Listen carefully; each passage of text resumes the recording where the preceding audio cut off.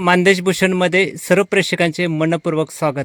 आपण जो परिसर पाहिलेला आहे तो पूर्ण परिसर बिदालगावच्या हद्दीत असलेल्या तटवस्ती येथील आहे. आता खरं तर पाणी नाही, पण पावसाळ्यात या तटवस्तीतून पाणी मानगंगेला सोडलेले जात होते आणि काही पाणी हे पिंगळीच्या तलावामध्ये सोडलेले आपल्याला पाहावयास मिळालेलं आहे. खरं तर आता आपण पाहणार आहोत ते या ठिकाण दिसत आहे ते या ठिकाणावरून पाणी पिंगळी तलावामध्ये सोडलेले जात होते. मानदेश भूषण सोबत आहेत ते आप्पा नाना फाउंडेशनचे संस्थापक अध्यक्ष सुगंधराव यादव अर्थात आप्पाने आज आपल्याला या ठिकाणी आणलेलं आहे. काय कारण आहे पाहूया आपण. आप्पा, काय कारण आहे आज आपल्याला या ठिकाणी आणलेलं आहे? 1872 साली इंग्रजाच्या काळात मान नदीवर तटवस्ती म्हणून इथे तट बांधण्यात आलेला आहे. याचं वैशिष्ट्य असं आहे की जर पिंगळी तलावात पाणी कमी पडले तर मान नदीवर तट बांधून पिंगळी तलावात पाणी सोडण्याची इंग्रजांनी तरतूद करून ठेवलेली आहे. परंतु या कॅनलची दयनीय अवस्था अशी झालेली आहे की हा कॅनल दोन्ही बाजूनी झाडाझुडपांनी व्यापलेला आहे व मातीने मुजत चाललेला आहे. या कॅनलची लवकरात लवकर दुरुस्त करावी ही आमच्या संघटनेची मागणी आहे. या तलावाचे वैशिष्ट्य असे आहे की जर पाणी 8 दिवस कॅनलला सोडले तर दहिवडी शहरातील कूपनलिकेला पाणी कधीच कमी येत नाही व दहिवडी शहरातील कूपनलिकेत पाणी भरपूर प्रमाणात वाढ होत असते.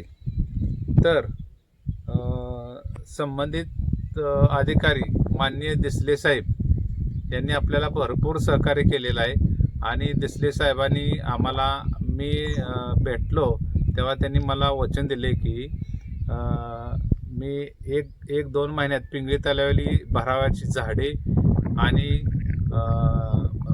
तटवस्तीवरील जो पाट आहे त्याची सुद्धा दुरुस्ती करून देणार आहे असे आम्हाला आश्वासन दिलेले आहे.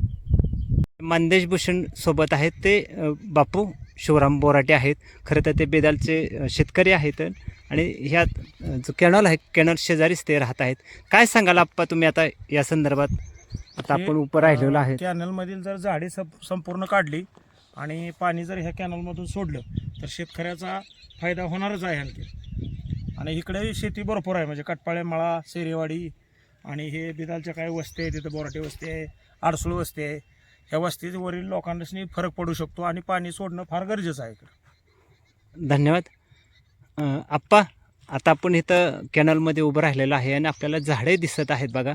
आणि शिवाय जिथं थांबलो ते पण म्हणजे म्हणजे बंदच झालेला आहे कॅनलकडचं रस्ता. तर काय सांगचाल?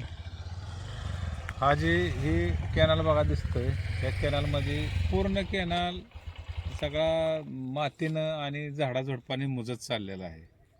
आणि ह्या बाजूला बघा इथं सगळं कॅनल मुजवलेलं आहे आणि मुजून इथं पाईप टाकलेले आहे. या बाजूची सगळी झाडझुडपं शासनाने त्वरित काढावीत अशी आप्पा नाना संघटनेची मागणी आहे. तसेच आप्पा नाना संघटनेकडे दहिवडी ग्रामस्थांनी अशी मागणी केली होती की ही बिदाल तटवस्तीवर जो कॅनल आहे तो दुरुस्त केला तर